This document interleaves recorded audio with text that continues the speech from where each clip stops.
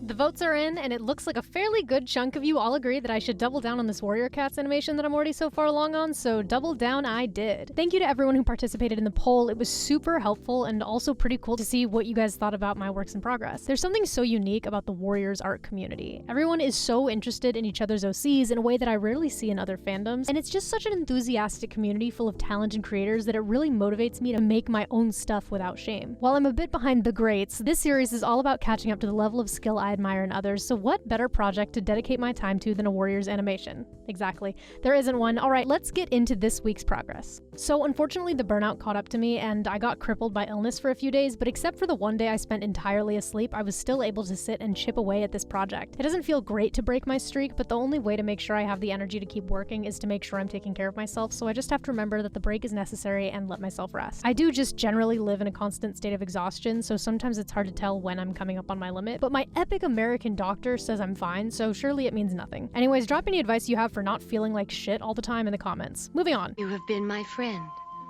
That in itself is a tremendous thing. After all, what's a life anyway? We're born, we live a little while, and we die. This is where we started at the beginning of the week. I won't waste time going through every rough pass up to this point because those are months old by now and we have newer, shinier things to look at. I really like the pencil texture in the roughs, and I was originally planning on using the same brush for the final animations, but when I'm planning on coloring something, I find that I like having a solid, clean line instead, unless I'm doing something stylistic, but that's not really relevant right now. So my original line art pass for Frostpaw, the cat doing all the talking, was done with a cleaner line. Meanwhile, Ravenpaw over here is still in the roughs because I'm trying to get the hard part out of the way before I worry about the less demanding character.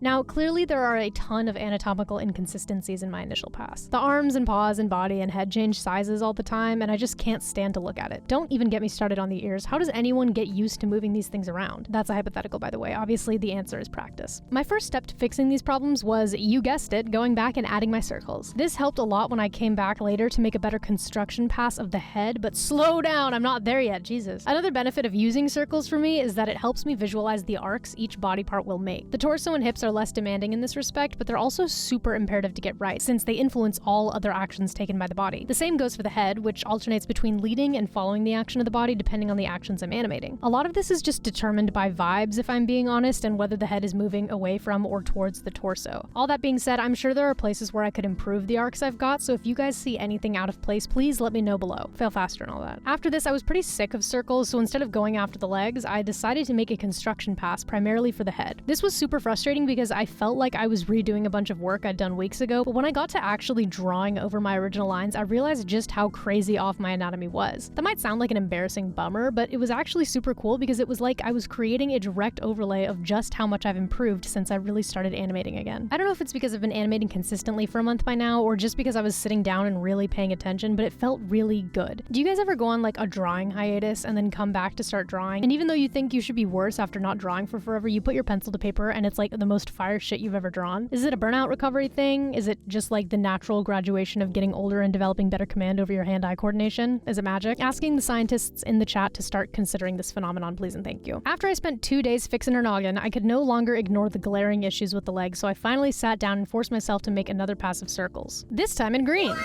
This made it even more apparent how inconsistent my anatomy was originally, which this time was less cool and more annoying because I know I knew better for the feet, at least back then, goddamn. Honestly, even as I'm watching it back now, I feel like there are still a lot of glaring issues with this pass that I won't really be able to visualize fully until I'm trying to draw the full leg, but it's a good starting point. Better than the first pass, that's for sure. As you might have noticed, this pass is where I officially narrowed my focus on the first shot of the scene. Jumping between full body animations and close-ups on the face was just too distracting, and I think it will be better for me to worry about that mess after the fact. After spending an entire day comatose due to my being a frail and feeble Victorian child, it was finally time to actually sit down and get to work on the new line art pass, and oh my god was it so much better. Everything feels so much more consistent, and it's so much easier to play things back and see where I need to fix my lines to keep them from jumping around. I have a better sense of the character's movement and proportions and how she moves through space. Honestly, everything about this new version feels so much better, and I'm so glad I went back in and fixed what I could because I would not have been satisfied looking back at the old version if I just ignored it and pushed ahead. Now obviously we're not all the way finished here yet, but hopefully we'll be moving on to our second character by next week because I finally feel like I'm in a place where I can say this is the best I can make it with the skill level I'm at, which is way more than I could say a week ago. Thank you so much to everyone who participated in the poll or left your opinions in the comments. It was super helpful to feel like I had a direction again, and despite the fact that I can feel it! this body dying all around me. I feel like my motivation is creeping back in. Turns out it's actually super hard to sit around and rot when you actually have a goal you want to achieve. It's actually interfering with my sleep schedule. This is becoming a problem. I need to fix that. Much love, everybody, and I'll see you guys in the next one.